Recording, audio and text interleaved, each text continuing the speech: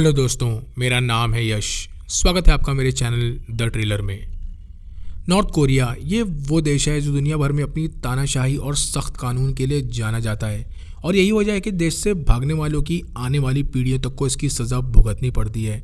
मगर इसके बावजूद भी एक कैदी था जो नॉर्थ कोरिया जेल के सबसे ख़तरनाक कैंप 14 से भाग गया। ये वो जेल कैंप है जहाँ कई एकड़ में हज़ारों गार्ड्स हर जगह कैदियों पर नज़र रखते हैं और किसी भी कैदी को भागते देख उन्हें सीधे गोली मारने के ऑर्डर्स हैं। मगर इसके बावजूद भी ये जेल इस कैदी को नहीं रोक पाई। जिस तरह से इस कैदी ने जेल से भागने की प्लानिंग की और जिस तरह वो इस जेल से भागा वो अपने आप में बहुत हैरत अंगेज़ है, क्योंकि ये कोई हिम्मत वाला ही कर सकता था और ये हर किसी के बस की बात नहीं थी। कहानी शुरू होती है नॉर्थ कोरिया के प्रिजन कैंप 14 से, जहां शिन डोंग योंग नाम का एक कैदी सुबह 6 बजे कड़कती ठंड में लाइन में खड़ा था। इन सभी कैदियों को लाइन में इसीलिए खड़ा किया गया था क्योंकि एक औरत इस जेल से भागते हुए पकड़ी गई थी और उसे सबके सामने शूट करके मौत की सज़ा दी जाने वाली थी। किसी भी कैदी को बाकी कैदियों के सामने इसीलिए सज़ा दी जाती ताकि वो जेल का कोई भी कानून ना तोड़ें और उन्हें पता हो कि उनका भी यही अंजाम होगा। हालांकि शिन के लिए नज़ारा कोई नई बात नहीं थी, क्योंकि इससे पहले भी वह नज़ारा कई बार देख चुका था। शिन वो कैदी था जिसका जन्म ही इसी जेल में हुआ और उसका गुनाह बस ये था कि उसके एक अंकल ने नॉर्थ कोरिया से भागने की कोशिश की थी, जिसकी वजह से उसे अपनी पूरी ज़िंदगी इसी जेल में काटनी थी। वो इस सज़ा को ज़िंदगी भर भुगतने के लिए बिल्कुल भी तैयार नहीं था और इसीलिए वो फैसला करता है कि वो यहाँ से भाग जाएगा। मगर इसमें बहुत ख़तरा था क्योंकि पकड़े जाने की एक ही सज़ा थी, मौत। ये वो जेल है जहाँ कैदियों से जानवरों की तरह काम कराया जाता है और ऐसी एक सुबह गार्ड कैदियों से कहता है कि वो सभी एक लाइन में आगे बढ़ें। इसी लाइन में शिंग डोंग भी था और वो चुपचाप आगे बढ़ने लगता है क्योंकि पिछले 7 दिनों से वो लगातार 16 घंटे काम कर रहा था और वो ये जानता था कि अगर वो थकान की वजह से मना भी करेगा तो गार्ड उसे बहुत मारेंगे। इन कैदियों के ग्रुप को आज आग जलाने के लिए लकड़ियाँ इकट्ठा करने भेजा गया था और ये वो जगह थी जहाँ शिन पिछले 20 सालों में पहली बार आया था। ये शिन के लिए जेल से भागने का एक परफेक्ट रास्ता था, मगर साथ ही साथ यहाँ हर जगह गार्ड्स थे जो हर वक्त यहाँ नज़र रखते थे और शिन के पास अपने प्लान को तैयार करने के लिए वक्त भी बहुत कम बचा था। शिन अपने इस प्लान को 3 हिस्सों में बांट देता है, जिसमें पहले वो सिक्योरिटी की कमियों को ढूंढेगा, दूसरे हिस्से में किसी ऐसी चीज़ को चुराएगा जो भागने में उसकी मदद करे और शाम होते होते सबसे छुपकर यहाँ से भाग जाएगा। बहरहाल इस जगह पहुंचने के बाद शिन लकड़ियां काटना शुरू कर देता है और गार्ड्स और एरिया पर नज़र रखने के लिए वो बाकी कैदियों के साथ घुल मिल गया, क्योंकि गार्ड्स अगर उसे इधर उधर देखते पकड़ लेते तो वो उसे बहुत मारते और टॉर्चर करते। वो इस वक्त भूख और ठंड से कपकपा रहा था और तभी अचानक उसकी नज़र किनारों पर लगी जालियों पर पड़ती है। ये देख वो पास के एक पेड़ के पास पहुंचा जहाँ से वो उन जालियों को करीब से देखने लगा और ये जालियाँ लगभग 10 फीट लंबी थी। हर कोई जानता था कि इन जालियों में करंट दौड़ रहा है, मगर आज तक ये पता लगाने की हिम्मत किसी में नहीं हुई। अब शिन बार बार नज़र बचाकर इस जाली को देख रहा था और तभी वो जाली के डिज़ाइन में कमी पकड़ लेता है। उसका काम अभी यहीं आसान नहीं हुआ था, क्योंकि जाली के पास कुछ मीटर्स तक रेत फैली थी और ये रेत इसीलिए बिछाई गई थी ताकि जाली के करीब आने वालों के पैरों के निशान दिख सकें। इसी के साथ साथ यहाँ गार्ड्स भी तैनात थे और यहाँ से भागना यानी अपनी मौत को दावत देना। मगर शिन ने एक कमी और ढूंढ ली थी जो यहाँ से भागने में उसकी मदद करने वाली थी। ये जाली मेन जेल से कई किलोमीटर की दूरी पर थी, जहाँ सबसे ज़्यादा सिक्योरिटी थी और लगभग 15,000 कैदी इस पूरे कैंप में अलग अलग जगह फैले हुए थे। ये कैंप इतना बड़ा था जिसमें अलग अलग जगहों पर वर्कशॉप्स, खेत, कोयले की खदानें और टेक्सटाइल फैक्ट्रीज थीं, जिनमें अलग अलग कैदी काम करते थे और इन सभी जगहों पर गार्ड्स हर वक्त निगरानी रखते। उधर शिन गार्ड्स के मूवमेंट पर बारीकी से नज़र रखे हुए था और तभी उसने एक बात नोट की कि गार्ड को पेट्रोलिंग का एक राउंड पूरा करने में 10 मिनट का वक्त लगता है, जिसका मतलब था कि उसे राउंड पूरा करके अपनी जगह पर वापस पहुंचने में 10 मिनट लगेंगे और तब तक जाली के पास का एरिया खाली रहेगा। शिन के लिए इतना वक्त काफ़ी था जेल से भागने के लिए और अब वो दोबारा लकड़ियों को कुल्हाड़ी से काटने लगता है। नॉर्थ कोरिया में किम इल संग और किम इल जोंग को भगवान माना जाता है और उनके बनाए हुए किसी भी रूल को ना मानने की सज़ा या तो जेल होती है या मौत।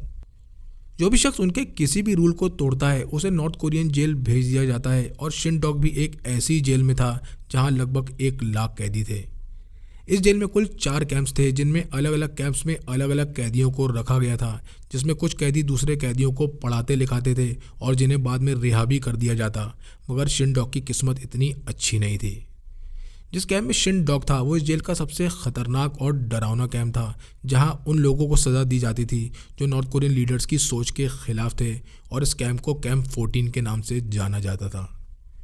शिन डॉग के पास महज दो ऑप्शंस थे कि वो या तो मरते दम तक यहाँ मजदूरी करे या यहाँ से भाग जाए, और उसने दूसरा ऑप्शन चुना। अब शिन गार्ड के राउंड पर जाने के बाद इधर उधर देखने लगा कि कोई उसे देख तो नहीं रहा, मगर कोई था जिसकी नज़र शिन डॉग पर थी। ये भी एक कैदी था जो सीधे शिन डॉग की तरफ देख रहा था, और उसका नाम था पार्क। उन दोनों की मुलाकात जेल की टेक्सटाइल फैक्ट्री में काम करने के दौरान हुई थी, जहां शिन की ड्यूटी ये थी कि वो पार्क को मशीन सही करना सिखाए। इसी फैक्ट्री में कई सैकड़ों औरतें भी थीं जिनसे ज़बरदस्ती मिलिट्री यूनिफॉर्म सिलवाए जाते थे, और यहीं पर पार्क ने शिन को बाहरी दुनिया के बारे में बताया। पार्क ने शिन डॉग को बताया कि नॉर्थ कोरिया के बाहर की दुनिया चकाचौंध अच्छे खाने और अच्छे लोगों से भरी पड़ी है, जहां वो जैसे चाहे अपनी ज़िंदगी जी सकते हैं। ये सुनकर शिन के अंदर एक उम्मीद जाग गई कि वो भी एक अच्छी ज़िंदगी जी सकता है, और यहीं से वो दोनों साथ में भागने का प्लान बनाते हैं। पार्क के साथ एक बात और थी, और वो ये थी कि नॉर्थ कोरिया के बाहर उसके कनेक्शंस थे जो भागने में उनके काम आ सकते थे। प्लान बनाने के दौरान शिन पार्क से पूछता है कि वो कौन सी जाली से फांद कर भागेंगे और वो इस भयानक सर्दी से कैसे बचेंगे, जिसके जवाब में पार्क मुस्कुराते हुए कहता है कि उसके पास एक आइडिया है। बहरहाल अब तक वो दोनों अपने प्लान का पहला पड़ाव पार कर चुके थे, जिसमें इन्होंने गार्ड पेट्रोलिंग में 10 मिनट का गैप ढूंढ लिया था, और अब उन्हें ठंड से बचने के लिए किसी गर्म कपड़े की ज़रूरत थी, जिसके बाद अंधेरा होते ही वो दोनों यहाँ से भाग निकलेंगे। अभी शिन लकड़ियाँ काट ही रहा था कि तभी लंच टाइम की सीटी बजने लगती है, और सभी कैदी लंच करने के लिए कैंप के मेन एरिया की तरफ बढ़ने लगते हैं। शिन के पास अब गर्म कपड़े चुराने के लिए बहुत कम वक्त बचा था, और इसी सोच में वो आगे बढ़ रहा था कि तभी एक नोकीली चीज़ उसके सर पर आकर लगती है। उसने जैसे ही पीछे मुड़कर देखा, एक गार्ड का बच्चा उसकी तरफ देखकर ज़ोर ज़ोर से हंस रहा था, और शिन के साथ ये जानवरों जैसा बर्ताव बचपन से ही हो रहा था। इस कैंप में रहने वाले सभी कैदियों का यही हाल था, क्योंकि ना तो उन्हें इंसान समझा जाता और उनका खून भी गंदा समझा जाता, और इसके पीछे की वजह थी ब्रेन वॉशिंग जो नॉर्थ कोरियन लोगों की गई थी। पहला लंच करने के लिए शिन डॉग कैंटीन हॉल में घुसता है, जहां अंधेरा था, क्योंकि दिन के 24 घंटों में यहाँ सिर्फ 2 घंटे ही लाइट दी जाती थी। भूख की वजह से उसका पेट दर्द हो रहा था, और वो अपनी प्लेट लेकर लाइन में खड़ा हो गया। नंबर आने पर गार्ड उसे पानी जैसी ग्रेवी निकाल कर देता है, जिसमें कुछ कॉर्न्स पड़े थे, और शिन अपने खाने की प्लेट लेकर एक कोने में सीट पर जाकर बैठ गया। उसके दिमाग में बस एक ही बात चल रही थी कि अगर सब कुछ उसके प्लान के मुताबिक हुआ तो ये आखिरी बार होगा जो वो यहाँ लंच कर रहा है। अब शिन जल्दी जल्दी अपना लंच ख़त्म करने लगा, क्योंकि उसे अपने आगे के प्लान को भी अंजाम देना था, और इसी दौरान पार्क भी उसके पास आकर बैठ गया। वो दोनों बिना एक दूसरे को देखे अपना लंच खा रहे थे, ताकि किसी को उन पर कोई शक ना हो, और ऐसा लग रहा था जैसे वो एक दूसरे को जानते ही ना हो। कहानी में आगे बढ़ने से पहले हमें ये समझना होगा कि शिन और पार्क आखिर इस जेल के कैंप 14 तक पहुंचे कैसे। शिन की किस्मत तभी लिख दी गई थी जब वो पैदा भी नहीं हुआ था, क्योंकि कई साल पहले उसके अंकल नॉर्थ कोरिया बॉर्डर से भागकर साउथ कोरिया चले गए थे। उसके अंकल की इसी गलती की वजह से शिन और उसके पूरे परिवार को इस जेल में डाल दिया गया, जिसके बाद से शिन ने सिर्फ तकलीफ़ें, डर और दुख ही देखा था। शिन के भाई और उसकी माँ को मार दिया गया, जबकि उसके फादर को इसी जेल के किसी दूसरे कैंप में भेज दिया गया, जिसके बाद वो फिर कभी उन्हें देख नहीं पाया।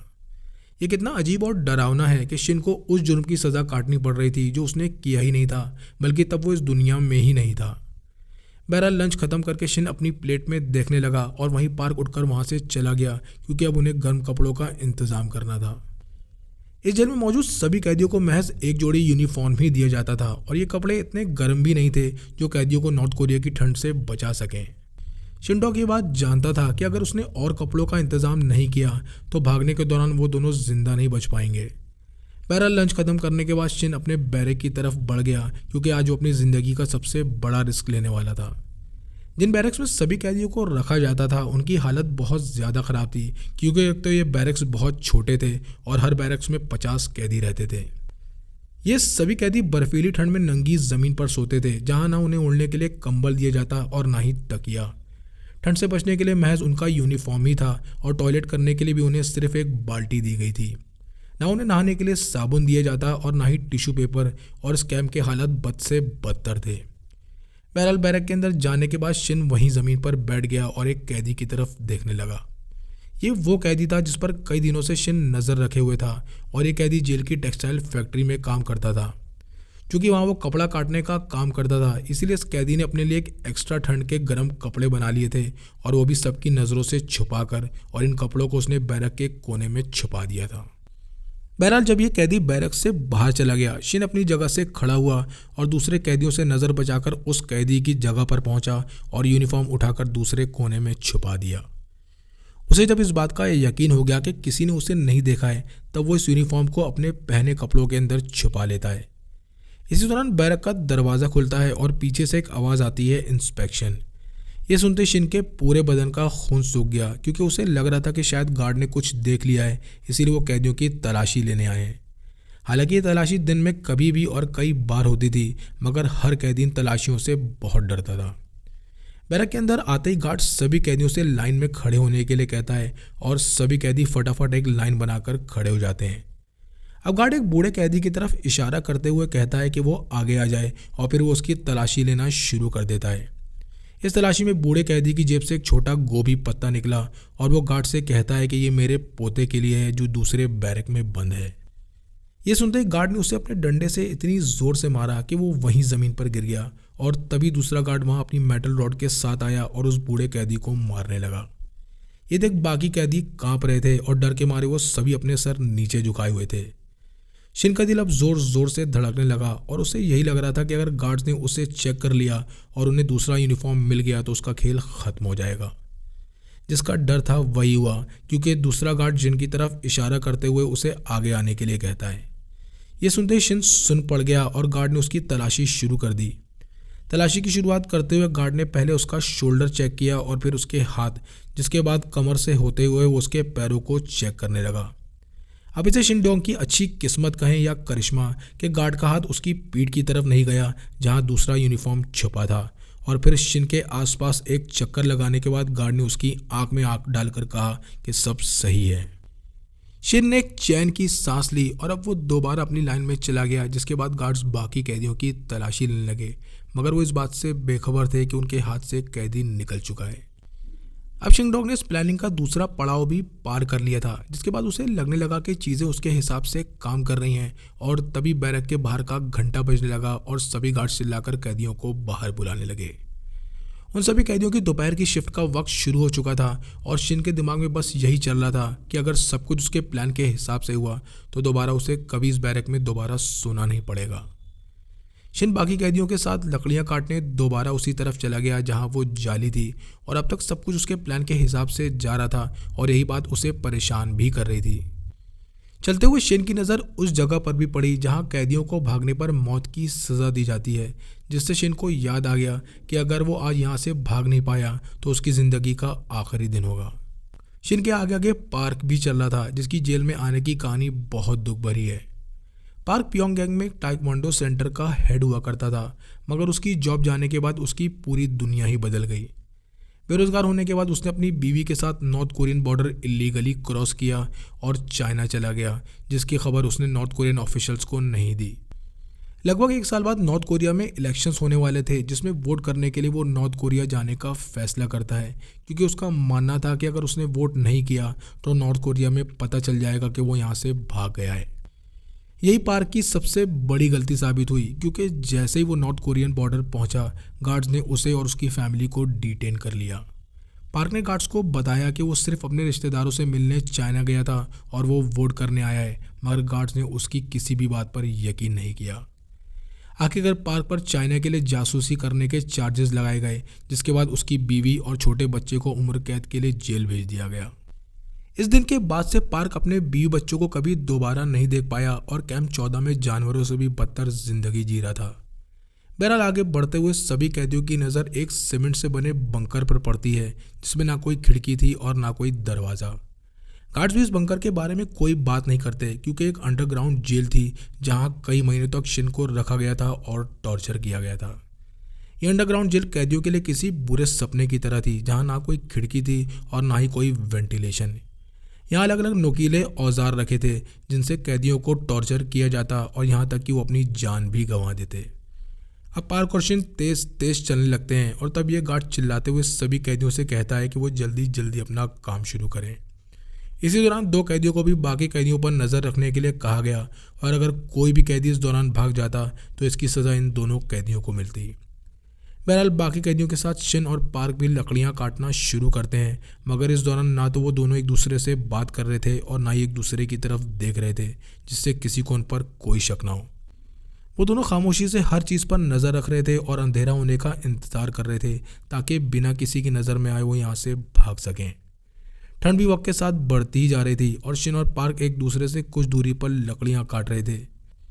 किसी भी गार्ड के देखने पर वो दोनों बाकी कैदियों की तरह ही लग रहे थे, जो ठंड से परेशान थके हुए अपना काम कर रहे थे, मगर अंदर ही अंदर शिन और पार्क की टेंशन और डर बढ़ता जा रहा था। दो गार्ड्स जालियों के पास पेट्रोलिंग कर रहे थे और फिर वो वहाँ से राउंड पर निकल गए, जिसमें वापस आने में उन्हें 10 मिनट का वक्त लगने वाला था। ये देखते शिन ने अपने काम की रफ्तार धीमी कर दी, क्योंकि उसे भागने के लिए ताकत बचानी थी और तभी वो पार्क की तरफ देखकर एक इशारा करता है। उनके भागने का वक्त आ चुका था और अब तक अंधेरा भी ठीक ठाक हो चुका था। अब शिन इधर उधर नज़र दौड़ाता है जहाँ कोई गार्ड नहीं था और बचे दोनों गार्ड्स भी राउंड पर जा चुके थे। उनके पास महज 10 मिनट का वक्त था जिस पे उन्हें भागना था और अगर वो ज़रा भी देर करते तो उन्हें गोली मार दी जाएगी। बहरहाल अब वो दोनों दबे पांव उस पेड़ की तरफ बढ़ने लगते हैं जो जाली से करीब था और वहाँ पहुंचकर नीचे बैठ गए। यहाँ पहुंचने के बाद पार्क शिन से कहता है कि मुझे नहीं लगता कि मैं ये कर पाऊँगा और क्या हम कुछ और वक्त नहीं रुक सकते। जवाब देने के बाद शिन ने जाली की तरफ देखा और फिर पार्क से कहा कि हमें ये मौका दोबारा नहीं मिलेगा और हमें अभी भागना होगा। ये सुनते ही पार्क वहीं जम गया और तब शिन ने उसे हिम्मत देते हुए कहा कि भागो। अब वो दोनों खड़े हुए और सीधे जाली की तरफ भागे, मगर अभी वो जाली के करीबी थे कि तभी शिन का पैर बर्फ में धंस गया, जिसकी वजह से वो वहीं गिर गया। जब तक शिन खड़ा होता पार्क आगे निकल चुका था और उनमें यह तय हुआ था कि जेल ब्रेक को शिन लीड करेगा, क्योंकि वो जेल कैंप के हर एरिया को जानता था। पार्क के आगे निकलने से उनका पूरा प्लान चौपट हो सकता था, मगर अब तक बहुत देर हो चुकी थी और इसीलिए शिन भी खड़ा हुआ और जाली की तरफ दौड़ा। अब तक पार्क जाली तक पहुंच चुका था और वो जैसे ही जाली से निकलने के लिए नीचे झुका, एक तेज चिंगारी निकली और इलेक्ट्रिक शॉक की वजह से पार्क वहीं झटपटाने लगा। शिन दौड़ते हुए पार्क के पास पहुंचा और उसे आवाज़ लगाई, मगर उसकी तरफ से कोई जवाब नहीं आया। ये शिन के लिए एक बहुत बड़ा झटका था और वो वहीं बैठ गया और तभी शिन देखता है कि पार्क के जाली पर गिरने से एक बड़ा गैप हो गया है, जिसमें से वो आसानी से निकल सकता है। अब शिन आखिरी बार पीछे मुड़कर देखता है जहां दूसरे कैदी उसी की तरफ देख रहे थे, मगर अब वो वापस नहीं जा सकता था। अब शिन बिल्कुल सीधा लेटकर पार्क की बॉडी पर चढ़ा और जाली की दूसरी तरफ निकलने लगा, मगर निकलते वक्त उसका पैर जाली से छू गया जिसमें करंट दौड़ रहा था। करंट इतना तेज था कि दर्द के मारे वो छटपटा गया, मगर वो किसी तरह इस जेल कैंप से बाहर निकलने में कामयाब हो गया। वो बिल्कुल भी अपना वक्त गंवाना नहीं चाहता था, क्योंकि वो जानता था कि गार्ड्स जैसे ही पार्क की डेड बॉडी देखेंगे वो उसे ढूंढना शुरू कर देंगे और इसीलिए वो पहाड़ों से होते हुए नीचे बर्फ़ में उतर गया। उतरते वक्त उसका पैर लड़खड़ाया और वो एक पेड़ के पीछे जा गिरा और करंट लगने की वजह से उसके पूरे पैर से भी खून बह रहा था। उसके पैर में 3rd डिग्री बर्न हुआ था, जिसकी वजह से उसका पजामा खून से लथपथ था और अब तक जो उसका सबसे भरोसेमंद साथी था वो भी मर चुका था, मगर शिन की किस्मत अच्छी थी कि वो अभी भी जिंदा था। अब वो बिना रुके पहाड़ से नीचे उतर रहा था ताकि वो जल्द से जल्द और ज़्यादा से ज़्यादा जेल से दूर निकल सके। कुछ देर चलने के बाद वो एक पेड़ के पीछे छुपकर लाइट्स और डॉग स्क्वाड को देखने लगा, मगर वहाँ कुछ नहीं था।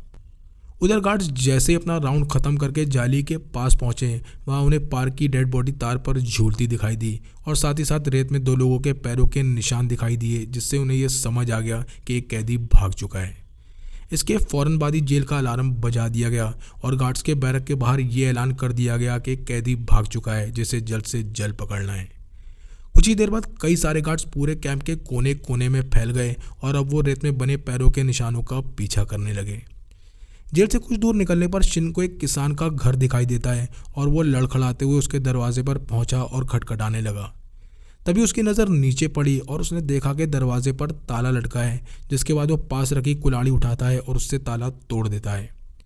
अब तक शिन ठंड से बुरी तरह काँप रहा था और उसे कुछ ऐसा चाहिए था जिससे वो ठंड से बच सके, और तभी वहाँ पास रखी चेयर पर उसे एक पुराना यूनिफॉर्म दिखाई देता है।